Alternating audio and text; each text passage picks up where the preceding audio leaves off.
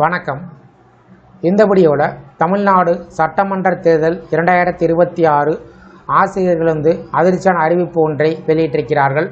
இந்த அறிவிப்பை யார் வெளியிட்டிருக்காங்க, என்ன கோரிக்கைகள் முன்வைக்கப்பட்டது என்பது சார்ந்து விவரங்களை பார்ப்போம். இந்த வீடியோவை தொடர்ந்து பார்க்குறதுக்கு முன்னாடி நம்ம சேனலை இதுவரைக்கும் சப்ஸ்கிரைப் பண்ணாதவங்க இந்த வீடியோக்கு கீழே இருக்க ரெட் கலர் சப்ஸ்கிரைப் பட்டன் அழுத்தி சப்ஸ்கிரைப் பண்ணிக்கோங்க. தமிழ்நாடு, புதுச்சேரி, கேரளா, அசாம் மற்றும் மேற்கு வங்கம் ஆகிய 5 மாநிலங்களின் சட்டமன்ற காலம் விரைவில் நிறைவடைய இருப்பதால் அதற்கான தேர்தல் தேதிகளை இந்திய தேர்தல் ஆணையம் மார்ச் 15ஆம் தேதி அறிவித்தது. அதன்படி தமிழ்நாட்டில் ஏப்ரல் 23ஆம் தேதி தேர்தல் நடைபெற உள்ளது. தேர்தல் வாக்கு எண்ணிக்கை மே மாதம் 4ஆம் தேதி நடைபெறும் என்று அறிவிப்பு வெளிவந்துள்ளது.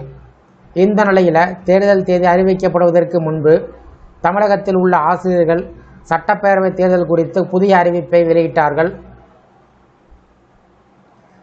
தமிழ்நாட்டில் பெரிய சர்ச்சையை ஏற்படுத்தக்கூடிய வகையில் சுமார் 70,000 கணினி ஆசிரியர்கள் சட்டப்பேரவை தேர்தலை புறக்கணிக்க முடிவு செய்திருக்கிறார்கள். அரசு பள்ளிகளில் கணினி ஆசிரியர்களை நியமனம் செய்ய வேண்டும் என்ற கோரிக்கையினை முன்வைத்து இந்த கடுமையான முடிவு எடுக்கப்பட்டுள்ளது. இந்தியாவின் பல மாநிலங்களில் 6ஆம் வகுப்பு முதல் 10ஆம் வகுப்பு வரை கணினி அறிவியல் பாடம் கற்பிக்கப்பட்டு வருகிறது. ஆனால் தமிழ்நாடு அரசு பள்ளிகளில் இந்த பாடம் இன்னும் முழுமையாக அறிமுகப்படுத்தப்படவில்லை. இதனால் மாணவர்கள் 5 பாடங்களையே கற்கக்கூடிய நிலை உள்ளது. அதேபோல டிஜிட்டல் கல்வியில் பின்தங்கும் அபாயம் நிலை ஏற்பட்டுள்ளது. மத்திய அரசின் சமக்ரா சீக்ஷா திட்டம் மூலம் கணினி கல்விக்கான நிதி வழங்கப்பட்டு வருகிறது. ஆனால் இது குறித்து ஆசிரியர்கள் கூறுவதாவது, இந்த நிதி கணினி ஆசிரியர்களுக்கு பயன்படுத்தப்படுவது கிடையாது. எம்எஸ் ஆபரேட்டர்கள் மற்றும் தனியார் நிறுவனங்களுக்கு மாற்றப்பட்டிருப்பதாக குற்றச்சாட்டை வைக்கிறார்கள். அதேபோல் கேரளாவை சேர்ந்த ஒரு தனியார் நிறுவனத்திற்கு லேப் பராமரிப்பு ஒப்பந்தம் வழங்கப்பட்டதாகவும் கூறப்படுகிறது. இது குறித்து தமிழ்நாடு பிஎட் கணினி அறிவியல் வேலையில்லா பட்டதாரிகள் சங்கம் வலியுறுத்தி இருப்பதாவது, அரசு பள்ளிகளில் தகுதியான கணினி ஆசிரியர்களை நேரடி நியமனம் செய்ய வேண்டும்.